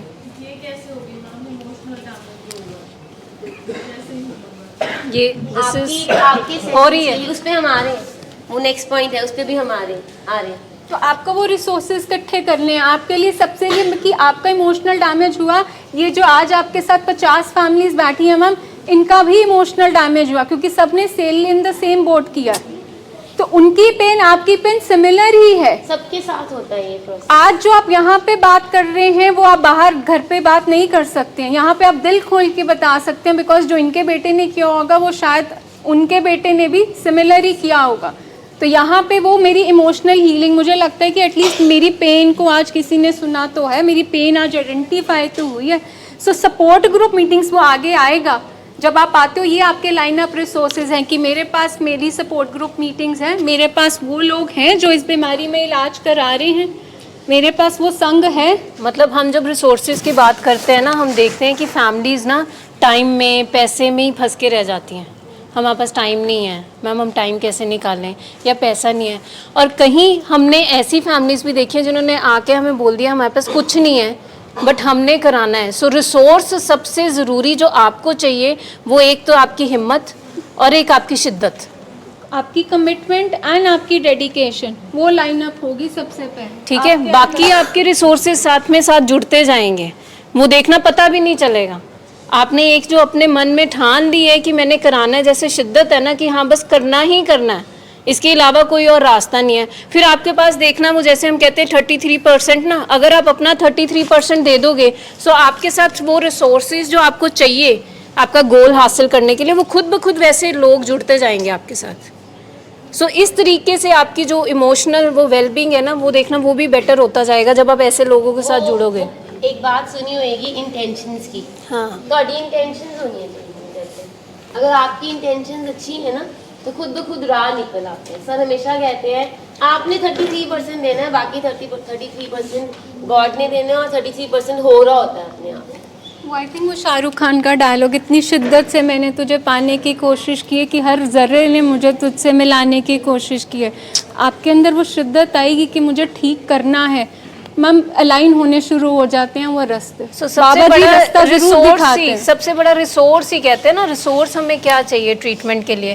वो ना टाइम है ना पैसा है। हमने वो देखा है, घर बैठे भी लोग दिन रात मीटिंग सुन के अपने पेशेंट्स को ठीक करने पे लगे हुए हैं। आपकी विल इज़ वेरी इंपॉर्टेंट। आप चाह रहे हैं तो आपको अपने आप लग जाओगे। आप कोई बात नहीं, सफ़र में उतार चढ़ाव आएंगे, पर मेरा गोल मुझे बहुत प्यारा है, बहुत क्लियर है।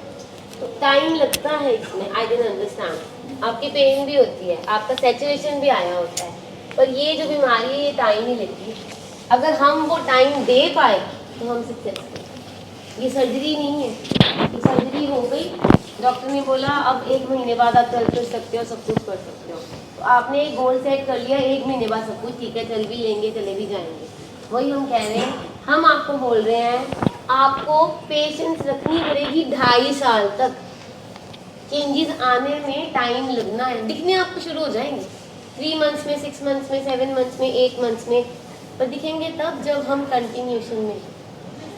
हम ये कहें हमने 3 महीने पहले ट्रीटमेंट करा दिया, अब हमने सब कुछ छोड़ दिया, दवाइयाँ भी छोड़ दी, फॉलोअप भी छोड़ दिए, नाता भी तोड़ दिया, तो हमें चेंज तो दिखा नहीं है, वो चेंज नहीं होगा। इसका मतलब हम ऊपर वाले हमारा पॉइंट नहीं ठीक गया, लर्न अबाउट एडिक्शन, कि हमने नाता छोड़ दिया, इसका मतलब हम डिनाइल में आ गए, हम वापस ऊपर जंप कर गए। सबसे पहले हम नाता तोड़ते हैं, कनेक्शन तोड़ते हैं अपने थेरेपिस्ट और डॉक्टर के साथ। वो फॉलोअप में आना बंद करते हैं हम, फिर हम दवाइयाँ छोड़ते हैं, फिर हम बिल्कुल ही ज़ीरो पे फिर से आ जाते हैं दोबारा। और ये एक प्रोसेस है जो होता तभी है जब हमने लर्न नहीं किया होता।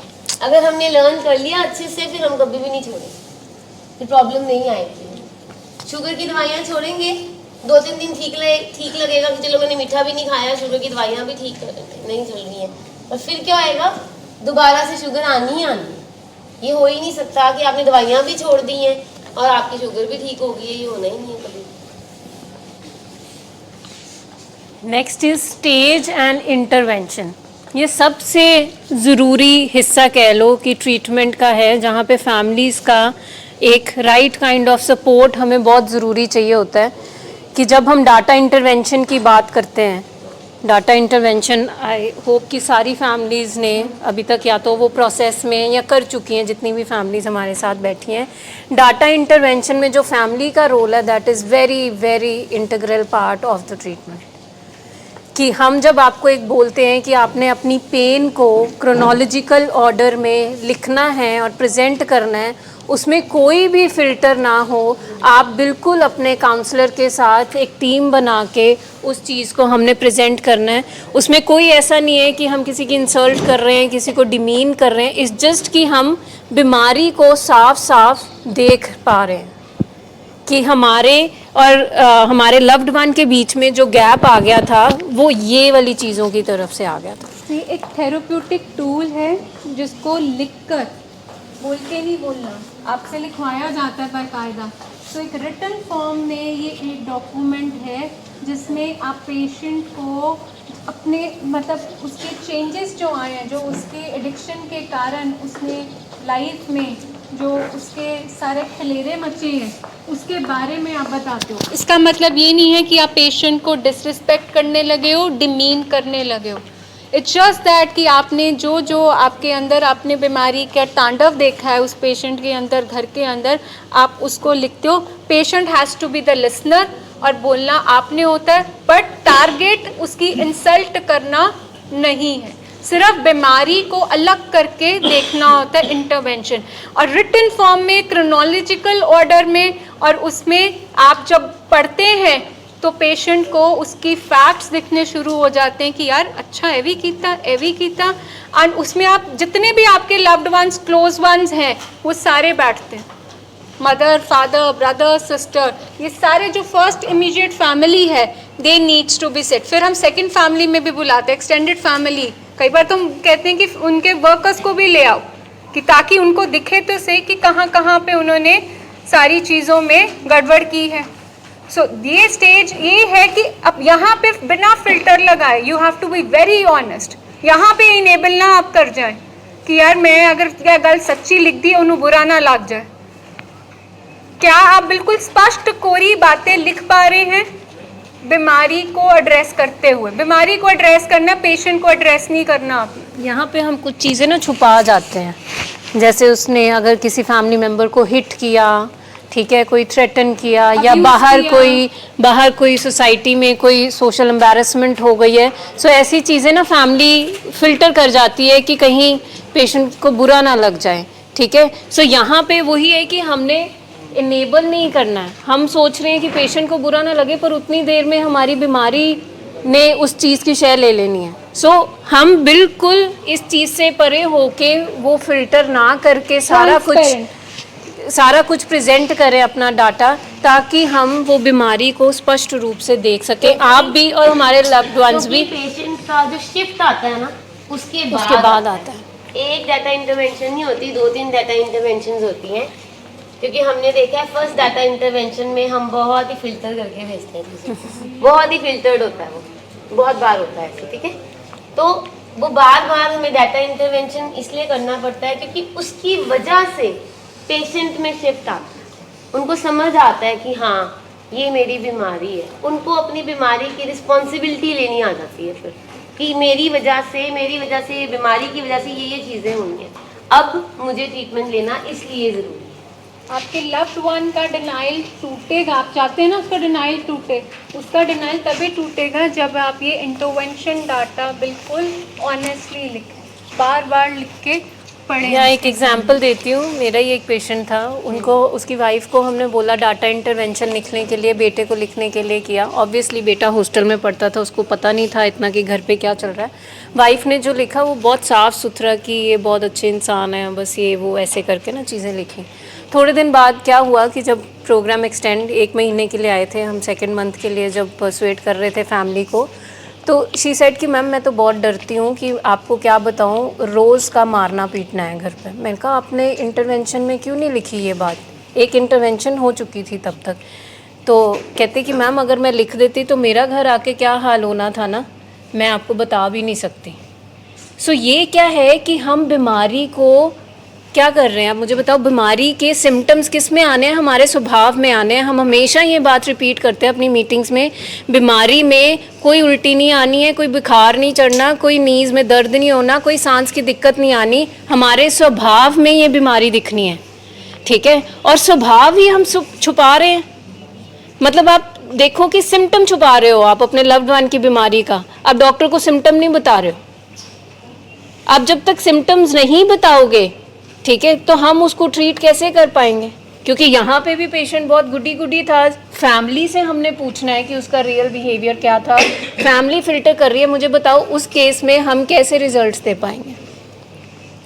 सो जो आपको डाटा इंटरवेंशन बोला जाता है लिखने को, उसमें आपने सिम्टम्स वो करने हैं, हमें बताने हैं कि इतने ये चीज़ें हो रही सी, दैट इज़ कि वो बिहेवियर से हमें उसकी बीमारी के बारे में और डिटेल में पता चलेगा, जो कि इनको भी नहीं पता होता, because most of the time तो ये नशे में होते हैं या ब्लैकआउट हुआ होता है, इनको पता ही नहीं होता कि रात को हमने किया क्या है। हमारे ना एक पेशेंट थे और वो हमेशा हम ये कहते थे फ्रॉम द डे वन, मुझे कोई समझता नहीं, मेरी फैमिली मुझे समझती ही नहीं है, मैं किस इमोशनल पेन में हूँ मेरी फैमिली को नहीं पता। और मैम ये मैं पक्का कहता हूँ, मेरी फैमिली ने तो इन्वॉल्व नहीं होना, वो बहुत बिजी है, वो बहुत बिजी है, वो अपने कामों में बिजी है, उनको कोई फर्क नहीं पड़ता मैं नशा भी कर रहा हूँ, बस वो मुझे लाके उन्होंने छोड़ दिया है, पर उन्होंने इन्वॉल्व नहीं हूँ। तो 1-1.5 महीना हम आपको बता रहे हैं importance of the days, why 100 days are important.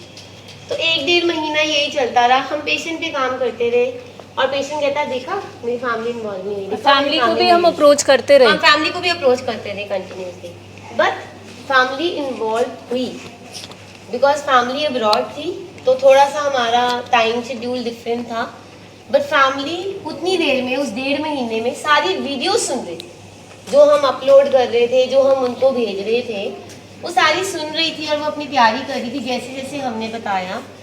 And जब उनका डाटा इंटरवेंशन आया, वो इतना ब्यूटीफुल आया डाटा इंटरवेंशन, जैसे मैम हमेशा कहते हैं, Bableen ma'am, it should be in chronological order, day 1 से लेके, अगर किसी की शादी हुई है 10 साल हो गए हैं, तो शादी के पहले दिन से लेके अभी तक क्या क्या पेन्स थी, क्या क्या इंसिडेंट्स थे। अगेन वी आर सेइंग कि हमने पेशेंट की बेइज्जती नहीं करनी होती है, वो इंसिडेंट्स हमें उनको बताने होते हैं, याद कराने होते हैं। क्यों? क्योंकि जब क्रेविंग आती है ना, बाद में थॉट्स आते हैं, तो अगर वो इंसिडेंट याद रहते हैं तो वो हमारे यूफोरिक मूवमेंट कवर हो जाते हैं, हमें भूल जाते हैं, तो वो हमारी क्रेविंग खत्म हो जाती है वो चीज़ें याद करके।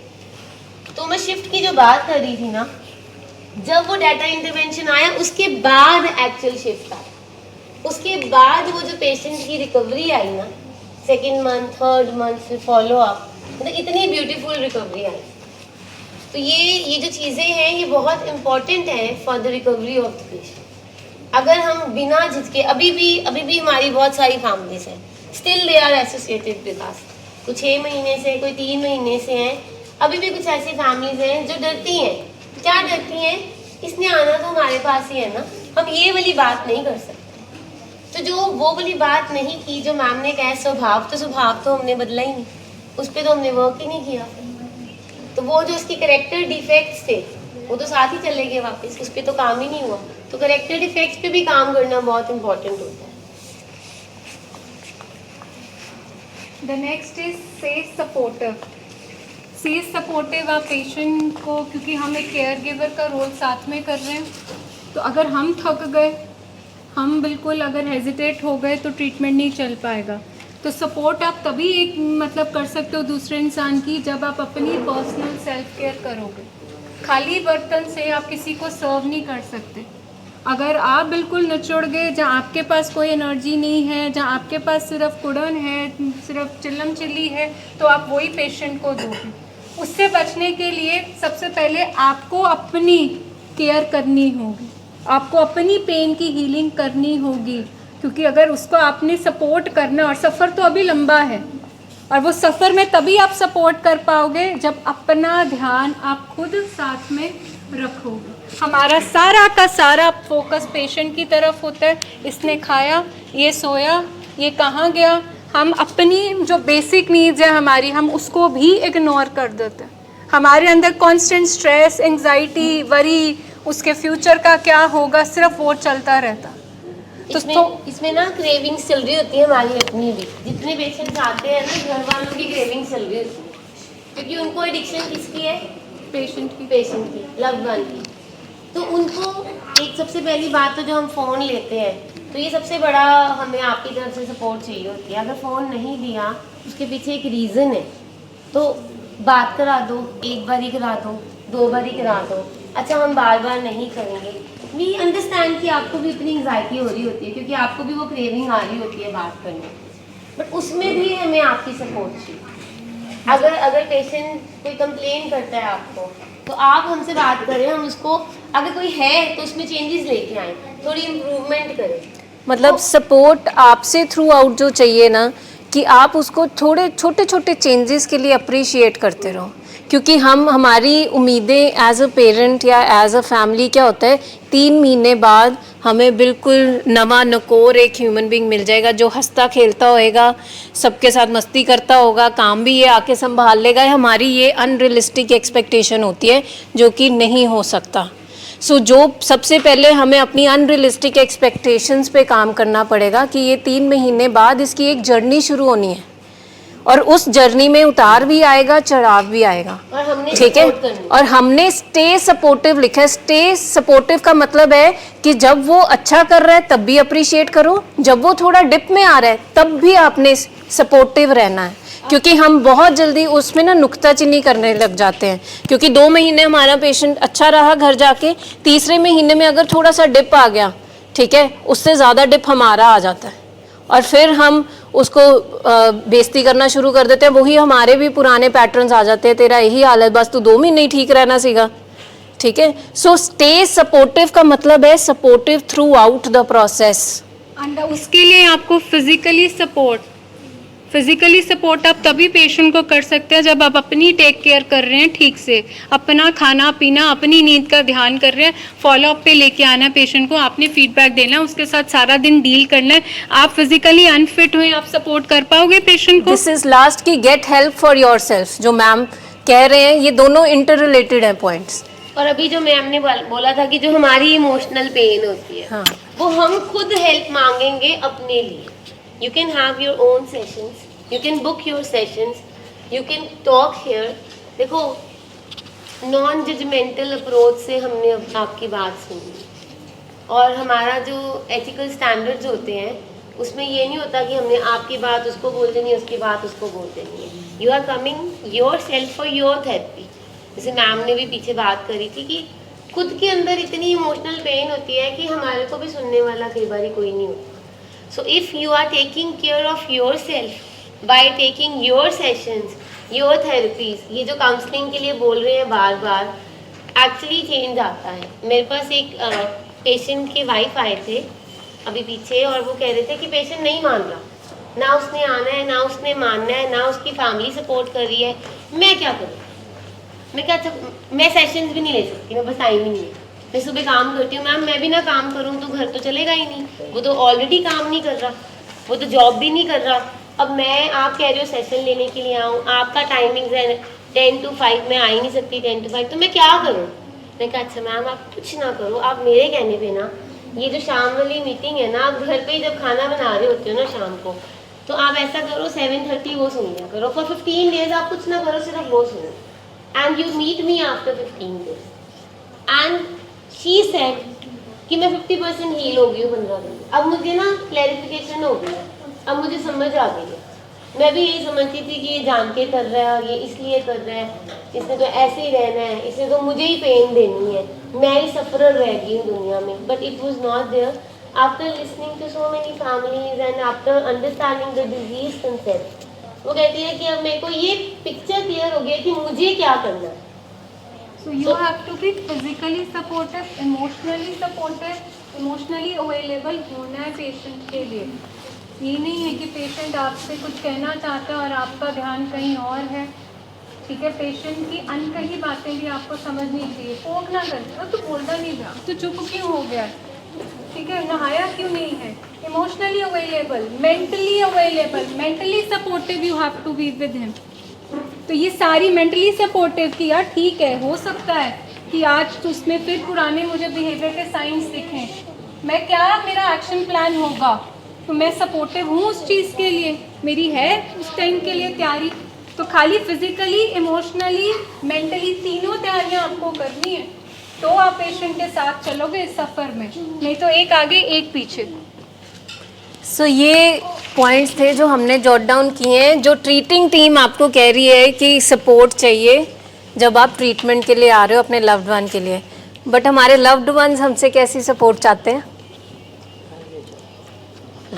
घर ले जाओ। अच्छा वही मैं ले जाओ, छुट्टी दिला दो। ठीक है, इन्होंने कहो ना ब्याह है 15 दिन दी करा लो दवाई इस बारी। वो मैंने एक बारी पहले भी बताया था, दादी मार देते हैं 4 बारी। तो दादी को वो कहते पाप नहीं लगता, मरे हुए को तो मार ही सकते हैं, है ना।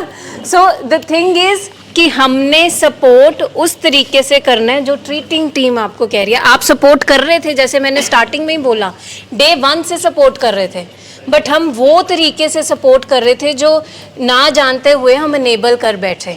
आज जब हम यहाँ पे बैठे हैं, हम एक ट्रेनिंग सेशन में बैठे हैं, सो हम उस तरीके से सपोर्ट करें जो ट्रीटिंग टीम आपको बोल रही है, ठीक है? बिकॉज उन्होंने जिस तरीके की सपोर्ट मांगनी है, उनको भी अभी नहीं पता कि वो नुकसानदायक हो सकती है उनके लिए। उन्होंने तो कह दिया मेरे को हट्टी खिला दो, मुझे कनाडा भेज दो, वीज़ा लगवा दो, मैं संभाल लूँगा सबको, पैसे मेरी जेब में रखवा दो, आप विश्वास कर लो। मतलब वो आपसे इस तरह की भी सपोर्ट मांगेंगे, मेरे पीछे ना आओ, अकेले मुझे छोड़ दो, यही सपोर्ट आपका बहुत होएगा। हमने ऑलरेडी कितनी बारी विश्वास किया ही है हमने, इतने सालों से हम तो विश्वास करते ही हैं, क्योंकि मैंने तो बोला है वो मैजिक चल ही जाता है कहीं ना कहीं हम पे, हम इमोशनली वीक पड़ ही जाते हैं, वो धीरे धीरे ऐसे चलता है ऐसे, तुसी कहोगे ना होगा ना। सो हम सपोर्ट करते हैं, करते आए हैं और ठीक है? करेंगे भी, बट हम गलत तरीके से करते आए थे। टुडे आपको इस सेशन से कुछ मदद मिली होगी कि right kind of support in this treatment जो ट्रीटिंग टीम आपको चाहती है कि आप करें, वो किस तरीके की होनी चाहिए।